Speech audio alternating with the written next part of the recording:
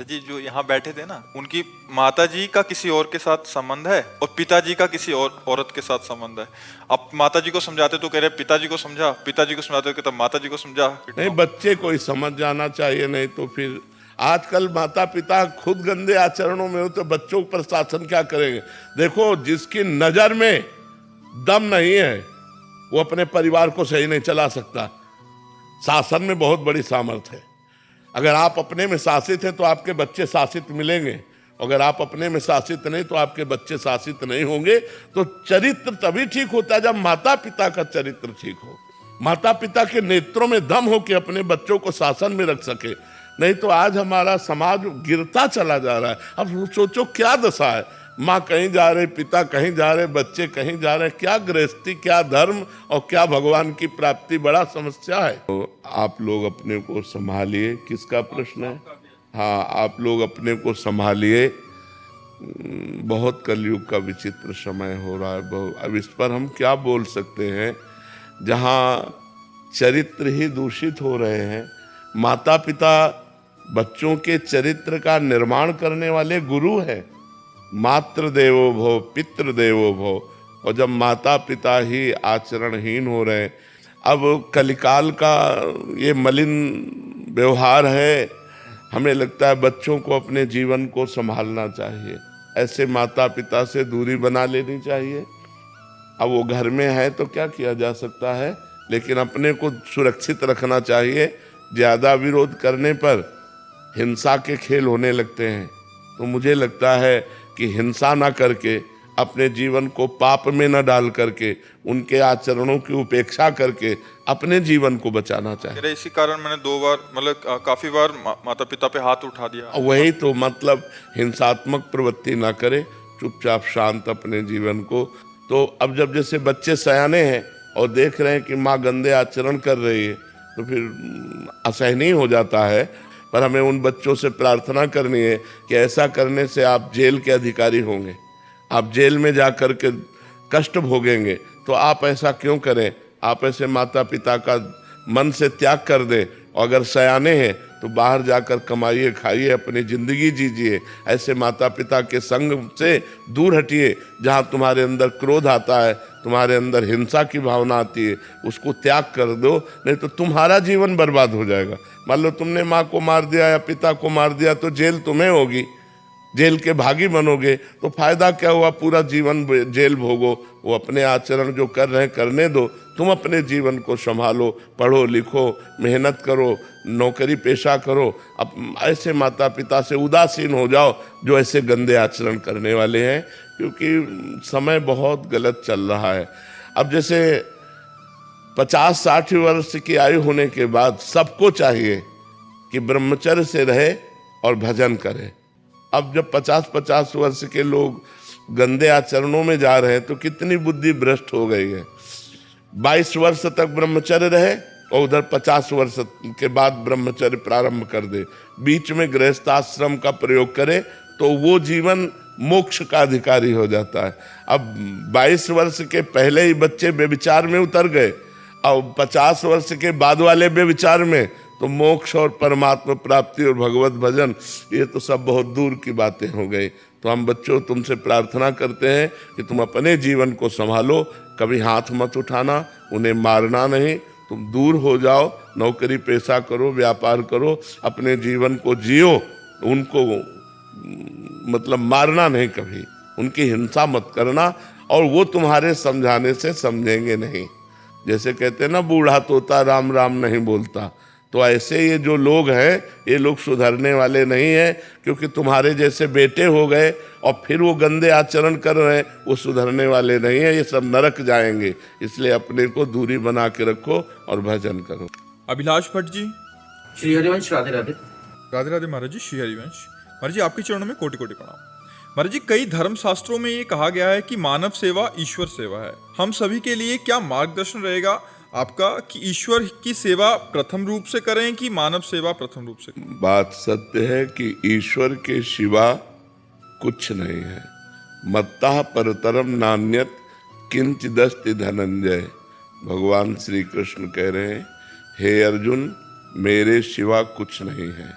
वेद कहता है सर्वम खलमिदम ब्रह्म नेह नानास्ति किंचन, ब्रह्म के सिवा कोई दूसरा नहीं है। हमारी ब्रह्म भावना सब में नहीं है, कहीं स्त्री है, कहीं पुरुष है, कहीं जड़ है, कहीं चैतन्य है, कहीं उत्तम है, कहीं अधम है। यही हमें अपनी दृष्टि सुधारनी है। हम मानव को मानव मानकर सेवा करेंगे तो पुण्य मिलेगा, अगर मानव को भगवान मानकर सेवा करेंगे तो उपासना बनेगी, अध्यात्म पुष्ट होगा। अध्यात्म पुष्ट होने से मोक्ष होता है, पुण्य होने से बंधन होता है।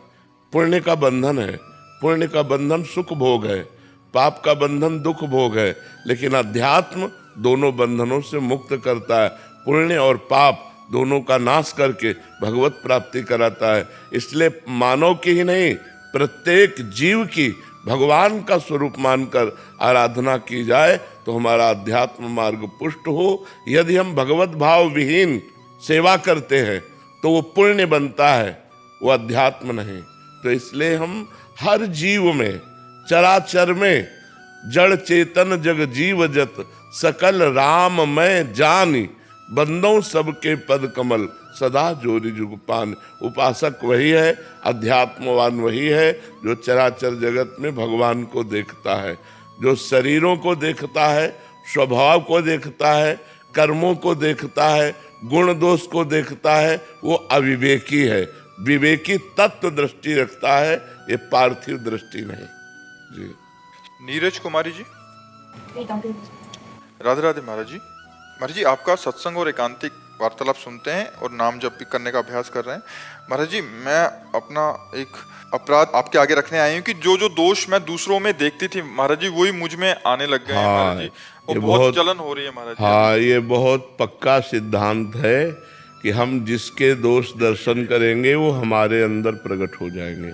इसलिए हम किसी के दोष न दर्शन करें। ये आपका ही नहीं, ये हमारा भी अनुभव है। पर दोष दर्शन ये साधना में बहुत बाधक है।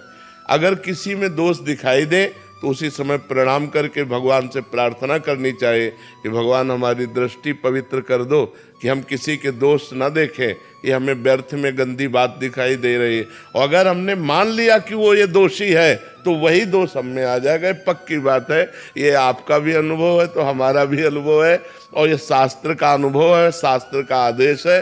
पर दोष दर्शन, पर निंदा श्रवण, पर निंदा कथन, तीन बातों से साधक को बहुत बचना चाहिए।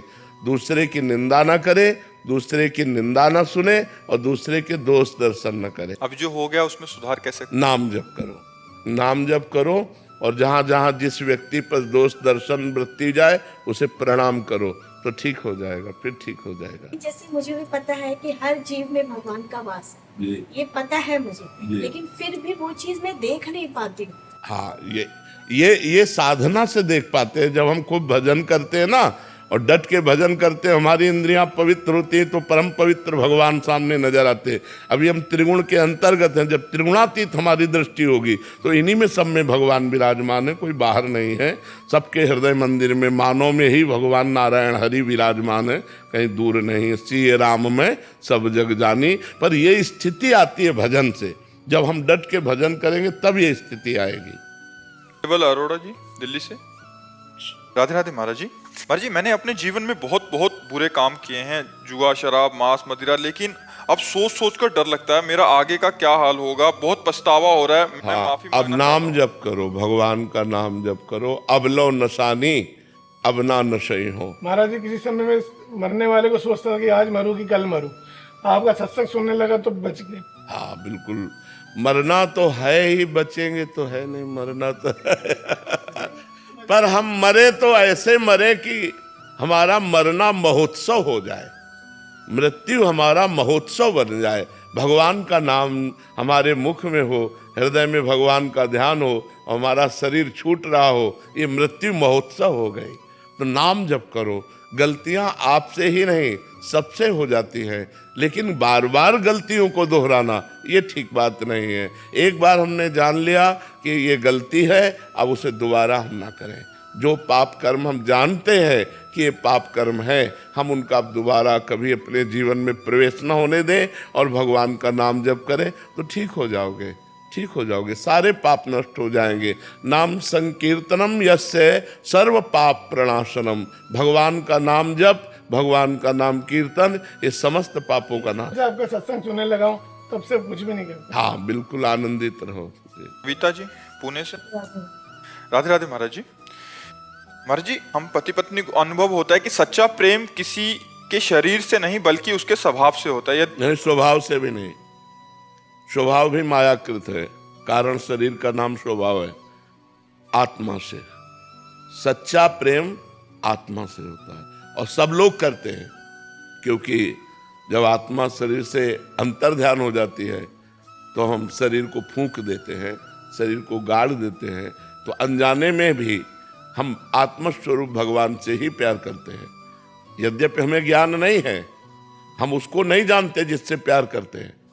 जिससे प्यार करते हैं उसके शरीर से प्यार करते हैं, उसके गुणों से प्रभावित होते हैं हम, लेकिन आत्म तत्व से नहीं। और अनजाने में, मूल में देखो तो हम आत्म तत्व से ही प्यार करते हैं, क्योंकि जब वो आत्मा अंतर्हित हो जाती है तो हम उसके शरीर का नाश कर देते हैं। जिस शरीर को प्यार कर रहे थे, जिस शरीर को दुलार कर रहे थे, अभी हम स्वार्थ की पूजा करते हैं, स्वार्थ का प्रेम करते हैं। चाहे पति पत्नी का हो, चाहे पिता पुत्र का हो, कोई भी संबंध हो, सब में स्वार्थ मिश्रित है। अगर पति नपुंसक हो, विचार करो, पति क्रोधी हो, पति अर्थ रहित हो, प्यार करके दिखाओ हम, तो हम माने कि तुम्हारा प्यार है। प्यार स्वार्थ से हो रहा है, तुम्हारी वासनाओं की पूर्ति हो रही है, तुम्हारी कामना की पूर्ति हो रही, इसलिए तुम प्यार शब्द का प्रयोग कर रहे हो। जिस दिन तुम्हारी वासना की पूर्ति ना हो, तुम्हारी कामना की पूर्ति ना हो और वो तुम्हारे प्रतिकूल हो और फिर प्यार करके दिखाओ तो माने तुम्हारा, उसे कहते हैं प्यार। प्यार उसे कहते हैं जहां किंचन मात्र कोई अपने सुख की चाह नहीं, सामने वाले सुख की चाह होती, उसे प्यार कहते हैं। और जिसमें अपने सुख की चाह होती, उसे प्यार नहीं कहते, उसे स्वार्थ कहते हैं, उसे काम कहते हैं, उसे राग कहते हैं, उसे मोह कहते हैं। शास्त्रीय शब्दों में उसे प्यार नहीं कहते। आज हमें बताओ समाज में कहाँ प्यार है? हम कह रहे चैन से जी लो, यही बहुत बड़ी बात है। वासनाओं का भूत सवार है। हम तो प्रणाम करते हैं उन दंपतियों को जो कम से कम लौकिक प्यार से ही सही धर्म से तो चल रहे, जी तो रहे हैं। नहीं तो ये साइड में किसी न किसी से संबंध बनाकर अपने पति की हत्या कर देना, या किसी अन्य लड़की से संबंध बनाकर अपनी पत्नी को नष्ट कर दे। अब ये चल रहे, ये जो क्रूर हिंसात्मक भाव चल रहे हैं, इनका त्याग करके हम कह रहे हैं राग ही कर लो, मोह ही कर लो, तो कम से कम हिंसा में तो नहीं उतरोगे। अपने पति से राग कर लो, अपनी पत्नी से राग कर लो, तो पाप तो नहीं करोगे। पराई पत्नी के साथ, पराये पुरुष के साथ जो संभोग किया जाता है, ये घोर पाप है। हमारा भारत देश कोई विदेश नहीं कि आज इसके संग कल उसके संग, तो अच्छा है पर प्रेम नहीं, प्रेम शब्द नहीं। ये जो लोग कह देते हैं ना मैं आपसे प्रेम करता हूं, प्रेम शब्द को कलंकित न किया जाए। प्रेम निर्मल भास्कर है, विशुद्ध है, और काम स्वार्थ युक्त है। हमारी कामना की बोले पहले प्रेम था, अब प्रेम नहीं रहा। नहीं, प्रेम सदा बढ़िबो करे, जो शशिकला सुवेश पै पूनो यामे नहीं, ताते कबो न शेष। इसलिए प्रेम सिर्फ भगवान से किया जा सकता है, क्योंकि भगवान पूर्ण है, और पूर्ण प्रेम से अपूर्ण से क्या प्रेम। तो ये बात समझनी। आजकल जो लोग कहते हैं ना प्यार में, प्यार भगवान का स्वरूप है, बिल्कुल विशुद्ध स्वरूप है, लेकिन तुम प्यार कहाँ कर रहे हो? तुम तो काम कर रहे हो, क्रोध कर रहे हो, लोभ कर रहे हो, मोह कर रहे हो, राग कर रहे हो, प्रेम कहाँ कर रहे हो? श्रेया स्वामी जी गुड़गांव से। राधे राधे। राधे राधे महाराज जी। महाराज जी, मैं अपने भीतर की नकारात्मक भावनाओं व द्वेष से मुक्त होना चाहती हूँ। मैं पूरी ईमानदारी से प्रयास करती हूँ, पर कभी कभी मन फिर से असंतुलित हो जाता है। कृपया मार्गदर्शन करें, आंतरिक शांति और सकारात्मकता कैसे पाई जाए? नाम नाम, भगवान का जितना नाम जप करेंगे तो भारी से भारी प्रतिकूलता में भी हम आनंदित रहेंगे। नकारात्मक सोच मलिन मन के द्वारा होती है। पहले इसका चिंतन करो, हमारी बात को समझो। जितना हमारा मन मलिन होगा उतने ही नकारात्मक सोच होगी। आजकल जो डिप्रेशन बढ़ रहा है ना लोगों का, वो मलिन मन के कारण, पाप कर्म के कारण। अगर हमारे शरीर से पाप कर्म होंगे या पाप कर्म हुए हैं तो हमें निगेटिव सोच में डालकर वो हमें चिंता, भय, उद्वेग, अशांति ये प्रदान करेंगे। यदि हम नाम जप करें तो नाम जप के द्वारा हम सारे पापों को नष्ट कर सकते हैं। और जब पाप नष्ट हो जाएंगे तो हमारी पॉजिटिव सोच हो जाएगी, सकारात्मक सोच हो जाएगी। जैसे देखो कष्ट है तो लग रहा है भगवान की बड़ी कृपा है, हमारे जन्म जन्म के पाप नष्ट हो रहे हैं, हमारे ऊपर भगवान बहुत प्रसन्न है, हमारा अंतिम जन्म है, हम अपने भगवान के पास जाएंगे। अब हमारी सोच अगर अभी नकारात्मक हो जाए तो अभी हम परेशान हो जाए, और सकारात्मक है तो हम प्रसन्न हैं। शरीर कष्ट में है, हम प्रसन्न हैं। ऐसे ही प्रतिकूल परिस्थिति में, विपत्ति में, अपमान में, धन हानि में, जन हानि में यदि हम भगवान का भजन करते हैं तो हमारी सोच पॉजिटिव हो जाएगी, सकारात्मक हो जाएगी। तो हमारे ऊपर कोई विपत्ति, कोई दुख हावी नहीं होगा। और यदि हम नकारात्मक सोच वाले बने तो धन है, सुख सुविधा है, शरीर स्वस्थ है, पर सोच सही नहीं है तो हम जल रहे हैं, हम चिंता, उद्विग्न, भय से प्राप्त हो रहे हैं। तो हमें चाहिए डट के नाम जप करो, राधा राधा राधा राधा, कृष्ण कृष्ण कृष्ण कृष्ण। आप देखो आपका हृदय कितना आनंदित होता है। और बिना नाम जप के आपका प्रयास ही क्या होगा? मन पर क्या प्रयास कर सकते हो? नाम जप नहीं है तो आपका अधूरा प्रयास है, और नाम जप है तो आपका पूरा प्रयास है, और आप सफल होंगे, मंगल होगा, आनंद बढ़ेगा, चिंता शोक नष्ट होंगे। इसलिए नाम जप करो, नाम जप के बिना शांति नहीं मिलेगी। आकाश जी, राधे राधे। महाराज जी आप कह रहे हैं कि कुछ दिनों तक तो भगवान में खूब श्रद्धा प्रेम बना रहता है महाराज जी, पर बीच में मन संसार में विषयों में लग जाता है, जिस कारण प्रभु से प्रेम विरत हो जाता है महाराज जी। ऐसे में जब हमारे द्वारा गलत आचरण हो जाएंगे, मन मलिन होगा, तो भगवान में नहीं लगेगा। पापवंत कर सहज स्वभाव, भजन मोर ते भाव न काऊ। जहाँ पाप बन गया फिर भजन में मन नहीं लगेगा, भगवान में अश्रद्धा हो जाएगी। और जब हमारा मन निष्पाप होता है तो हमें भगवान प्राण प्यारे लगने लगते हैं। निरंतर भगवान का स्मरण चलता है और अपार दृढ़ विश्वास भगवान में होता है, अपार श्रद्धा होती है, जो हमारा हृदय पवित्र होता है। तो हमें चाहिए कैसी भी परिस्थिति हो भगवान का नाम जप न छोड़े। अगर हमसे कोई गलती भी हो जाएगी तो नाम पवित्र कर देगा। कोशिश करे गलती ना बने, पर यदि चूक बन जाए तो नाम भगवान में अपार सामर्थ्य है, वो तुम्हारे पापों को नष्ट कर देंगे। और हमारे देश में परम पवित्र तीर्थ है, कभी कभी जाना चाहिए। तीर्थराज प्रयाग जाकर संगम स्नान करे, नहीं है तो आसपास कहीं गंगा यमुना नदी उनमें अवगाहन करे। बहुत परम पवित्र तीर्थ है, काशी है, द्वारिकापुरी है, बहुत केदारनाथ, बद्रीनाथ, ये सब ऐसे परम पवित्र धाम है जिनके दर्शन मात्र से पाप नष्ट होते हैं। तो तीर्थ यात्रा भी साल 6 महीने में कभी एक बार करनी चाहिए, और एकादशी उपवास करना चाहिए, नाम जप करना चाहिए, जिससे हमारे द्वारा भूल चूक से हुए पाप नष्ट हो जाए। एकादशी रहते हो? रहता था प्रभु, अभी नहीं, अब आज से नियम से, ऐसा नहीं कि कभी रहे कभी नहीं, ये सब करना चाहिए, क्योंकि हमारे द्वारा कुछ न कुछ पाप हो ही जाते हैं, तो ये सब भस्म हो जाते हैं। जैसे व्रत उपवास किए ना, उससे पाप नष्ट होते हैं। तीर्थ अवगाहन के, स्नान किए, उससे। ये पिकनिक मनाने वाला तीर्थ है, ऐसे नहीं कि तीर्थों में गए, होटल बुक कर लिए, मनमानी पापाचरण किए, मनमानी खान पान, ऐसे नहीं। एक दिन उपवास करो और तीर्थों में जाकर स्नान करो, वहाँ के नियमों को समझो कि यहाँ कैसे, वहाँ पवित्रता का कोई कार्य मत करो। संसार में पाप किया तो तीर्थों में नष्ट हो जाएगा, और तीर्थों में पाप करोगे तो कहाँ नष्ट होगा। इसलिए बहुत सावधान रहना चाहिए। राधे राधे महाराज जी, प्रणाम। महाराज जी, किसी अन्य के प्रति आकर्षण होने से हम अपने पथ से भटक गए। जो थोड़ा थोड़ा नाम जप भी करते थे, नियम पालन करते थे, वो सब छूट गया महाराज जी। मैं फिर से नई शुरुआत करना चाहती हूँ। हमें लगता है यदि नाम जप करो सही ढंग से तो हमें तो कोई आज तक आकर्षणकारी लगा ही नहीं। यदि हमें कृष्ण का आकर्षण है तो ये पार्थिव मरे हुए शरीर के आकर्षित कर सकते हैं।